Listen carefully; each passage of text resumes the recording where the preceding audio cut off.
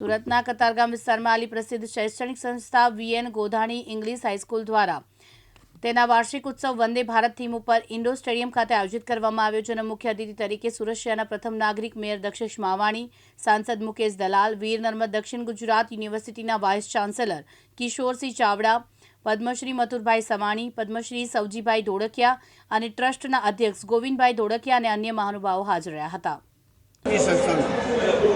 VN Godhani સ્કૂલમાંથી છું, trustee ફેમિલીમાંથી.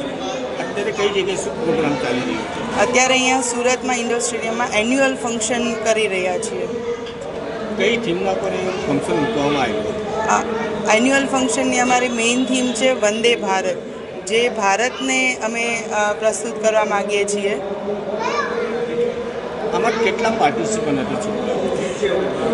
સ્કૂલમાં લગભગ 1300 જેટલા સ્ટુડન્ટ્સ છે અને દરેક સ્ટુડન્ટ્સે કંઈક ને કંઈક નાના મોટા પોતાના આર્ટ પ્રમાણે પાર્ટ લીધો છે. આમાં બારધામના દર્શન કરાવવા એનું શું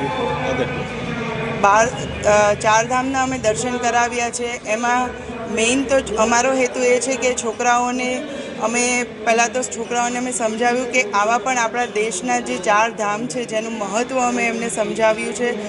આજની યુવા પેઢી જ્યારે વિચાર કરે છે કે ફરવા જવું હોય તો કંઈક નવા ડેસ્ટિનેશન, બીચ હોય કે માલદીવ્સ એવા લઈ આવે છે, પણ અમે છોકરાઓને 4 ધામનું મહત્ત્વ સમજાવ્યું, તેનું સૌંદર્ય સમજાવ્યું અને તેથી એમણે જ રજૂઆત કર્યું કે આપણે આવું પ્રસ્તુત કરીએ અને અમારી જીવનની એક યાદગીરી બનાવીએ, જેથી અમે પણ ફરવા જવાનું હોય ત્યારે અમે આમને આ જગ્યાને અમે યાદ કરીએ.